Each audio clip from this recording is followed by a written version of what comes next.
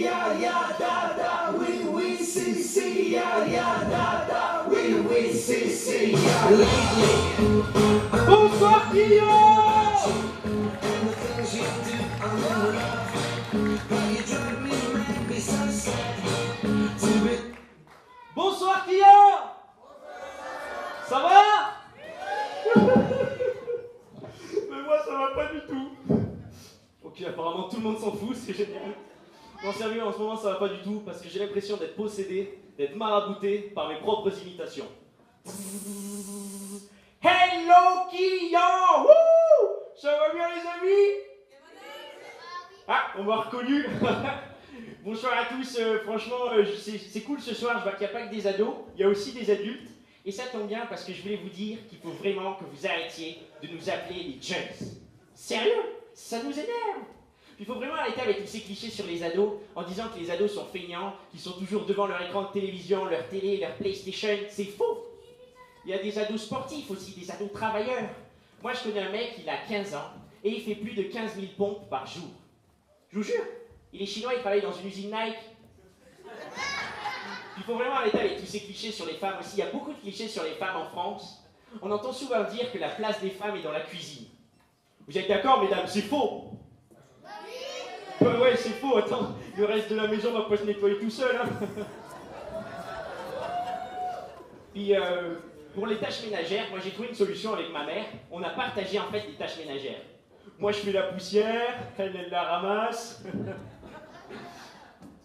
Donc, puis, je sais pas ce que vous pensez, mais moi franchement, j'aimerais mourir comme mon grand-père. C'est vrai, parce que lui, il a eu une belle mort. Il est mort en dormant. Il a rien senti, ça c'est quand même une belle mort. J'aimerais surtout pas mourir en paniquant, en criant, en gesticulant, comme les trois autres qui étaient dans sa voiture. Hein. Puis, vous savez, je sais pas si vous avez remarqué, mais dans son cabinet, le dentiste a des posters de dents, de gencives, le vétérinaire a des posters d'animaux. Heureusement que le gynécologue est pas très déco, hein. Salut, c'est Gad. Moi, je voulais vous parler d'un endroit qui personnellement me terrifie, qui me turlupine. C'est la fête foraine. Sérieux, c'est quoi cet endroit? Qu'est-ce qu'on gagne à la fête foraine? Des peluches. S'il y a bien une chose au monde qui sert à rien, c'est la peluche. Ça sert à rien. Jamais elle va vous sortir d'une galère, genre... En tout cas, heureusement qu'on avait cette peluche, parce que sinon on aurait été dans la merde. Vous avez vu toutes ces attractions bizarres aussi? La pêche au canard. Sérieux, ça a jamais choqué personne. La pêche au canard. Depuis quand on pêche des canards? Est-ce qu'un jour il y a un mec qui est venu vous voir un week-end, il vous a dit non, ce week-end, grosse prise, on est allé à la pêche au canard, on a pêché 3 colverts, costaud l'animal, hein? Sérieux, la seule personne au monde qui doit trouver ça normal, la pêche au canard, c'est le blond. Oh, dis donc, loulou, pichounou, tapapap, allez, on va à la pêche au canard. T'as ton hameçon, c'est bien. Et ton appât, t'en as pas? T'as regardé les enfants, 2 canards qui se bagarrent. Bah c'est rien, c'est juste un conflit de canards. Et vous les petites blagounettes? Comment on appelle un canard qui se coiffe avec de la laque? Un canard laqué. Hey! Salut public, c'est Franck. Wanna get bees to fly. Public, toi aussi tu recherches l'amour? Fais comme moi, inscris-toi sur un site de rencontre. D'ailleurs, c'est grâce à ça que j'ai rencontré Adélaïde. Enfin là, c'était plutôt Adélaide pour le coup.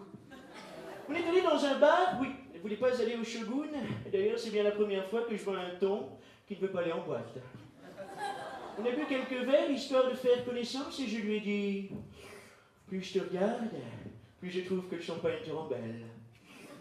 Oui, ne buvez pas de champagne, mais moi j'en étais à mon 10e verre. Ensuite, elle m'a dit qu'elle aimait les arbres, les fleurs, bref, la nature. Ça prouve donc qu'elle n'est pas rancunière. Ensuite, elle m'a dit qu'elle avait des origines espagnoles, qu'elle était née à Barcelone. J'en ai déduit que ça devait donc être un ton à la catalane. Bon, ensuite, elle s'est mise à pleurer. Oh, quelle chieuse! Oh, et puis pleure, et puis il sera moins. En plus, c'est dommage, elle était en train de tâcher son beau jogging rose de chez Decathlon. Je lui ai dit Adélaide, enfin,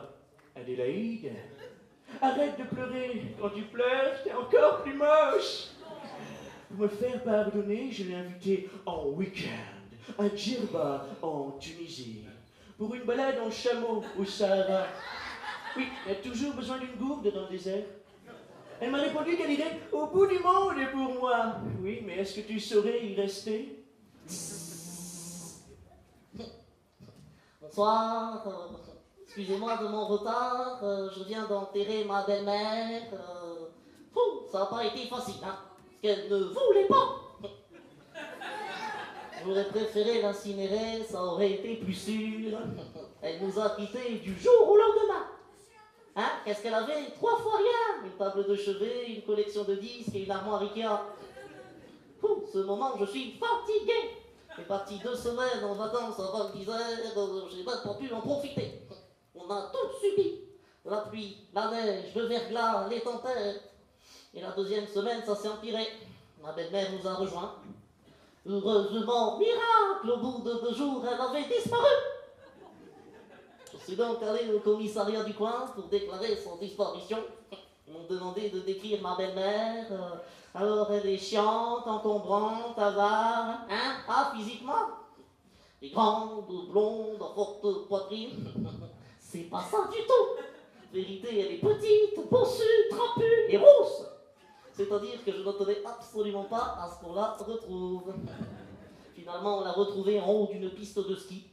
Quand je l'ai vue descendre la piste noire avec sa grosse doudoune blanche, j'ai pas pu m'empêcher de crier Avalanche! La retrouver en bas de la piste, la tête la première dans la poudreuse. On aurait dit un Mr Freeze croisé avec un Picasso. L'avantage au ski, c'est que quand tu te blesses, t'as pas besoin d'attendre que le médecin il arrive avec de la glace, hein, vu que t'as déjà la tête dedans. Ensuite, on l'a attrapé, on l'a sorti de son trou, et vous savez ce qu'on a retrouvé dessous? Schumacher!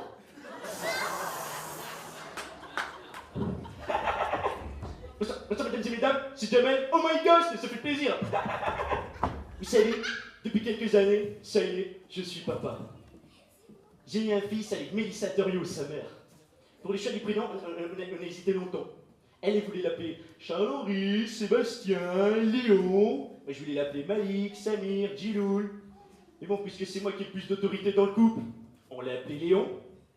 Skin, c'est l'Archouma, il a 5 ans, il a déjà un nom de vieux. Puis c'est dur à entretenir aussi. Faut toujours que je lui achète des trucs. Ah, les enfants, tu leur donnes ça, ils veulent ça. L'autre jour, il me voir, il m'a dit Papa, comment ils naissent les petits garçons? eh ben, ils naissent dans les choux. Ah d'accord. Et comment elles naissent les petites filles? Ben, elles naissent dans les roses. Je vous jure, le soir même, quand Léon il nous a surpris, ma femme et moi, dans le lit, il nous a dit alors, on jardine. Skin, il est mignon. L'autre jour, il me voir, il m'a dit Papa, comment ça se fait que les autres enfants, ils ont le droit de manger du porc et pas moi? alors je leur ai expliqué que dans notre